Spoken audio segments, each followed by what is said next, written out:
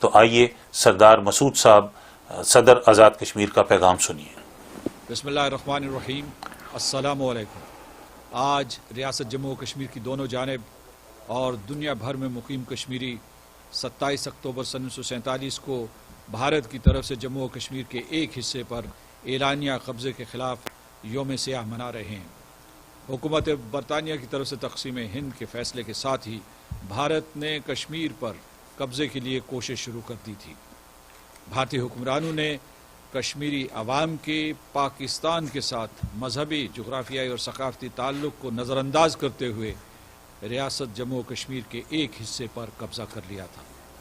ریاست جموں و کشمیر کے عوام کی جدوجہد اور تاریخ کو دیکھا جائے تو ان کا اولی مقصد تکمیل پاکستان ہے۔ ہم مضبوط، مستحکم، خوشحال، پرامن اور اقوام عالم میں باوقار پاکستان کے لیے ماضی میں بھی قربانیاں دیتے رہے ہیں، آج بھی دے رہے ہیں اور آئندہ بھی دیتے رہیں گے۔ پاکستان کے عوام نے جس طرح کشمیریوں کے ساتھ ہمیشہ محبت اور یکجہتی کا اظہار کیا ہے، میں اس کے لیے کشمیری عوام کی طرف سے پاکستان کے عوام کا شکریہ ادا کرتا ہوں۔ اس سال کے یوم سیاہ کے موقع پر ہم دیکھ رہے ہیں کہ کشمیریوں پر ظلم کی تاریخ شب اور بھی گہری ہو گئی ہے۔ ہندوستان نے ہمارے وطن کے ایک حصے میں قتل و غارت اور بربریت کا بازار گرم کیا ہوا ہے۔ ہمارے سیاسی رہنما محصور ہیں اور ان پر تشدد کیا جا رہا ہے، عورتیں غیر محفوظ ہیں، مسلمانوں کی نسل کشی کی جا رہی ہے، انسانیت کے خلاف جرائم کا ارتکاب ہو رہا ہے۔ لیکن ہم مقبوضہ کشمیر کے بہادر لوگوں کو سلام کہتے ہیں جو ان کٹھن حالات کے باوجود کہہ رہے ہیں ہم کیا چاہتے ہیں، آزادی، اور ہم لے کر رہیں گے آزادی۔ کشمیر نہ کبھی بھارت کا حصہ رہا ہے نہ کبھی بن سکے گا۔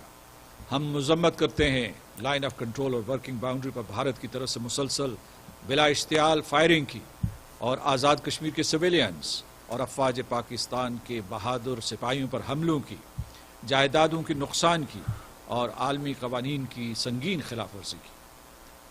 میں کشمیری عوام کی طرف سے افواج پاکستان کو یقین دلاتا ہوں کہ آزاد کشمیر کے عوام آپ کے ساتھ کھڑے ہیں اور پاکستان کی طرف میلی آنکھ اٹھانے والوں کو ہم عبرت کا نشان بنا دیں گے۔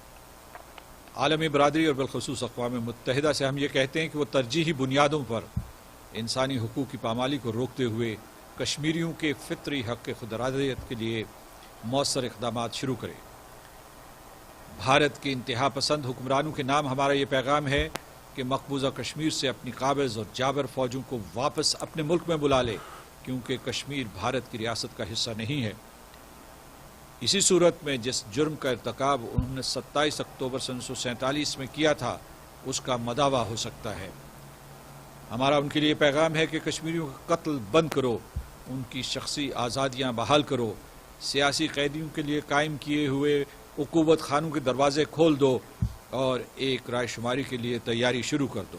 آج میں جد و جہد آزادی کشمیر کے تمام شہداء کی قربانیوں کو خراج عقیدت اور غازیوں کو خراج تحسین پیش کرتا ہوں۔ اس موقع پر میں مقبوضہ کشمیر کے بھائیوں اور بہنوں کو یقین دلاتا ہوں کہ آزاد کشمیر کی حکومت اور آزاد کشمیر کے عوام آزادی کی اس جد و جہد میں آپ کے ساتھ شانہ بشانہ کھڑے ہیں۔ آپ کی قربانیاں رائے گاہ نہیں جائیں گی۔ انشاءاللہ وہ وقت دور نہیں جب کشمیر آزاد ہو کر پاکستان کا حصہ بنے گا۔ آزاد کشمیر زندہ باد، پاکستان پائندہ باد۔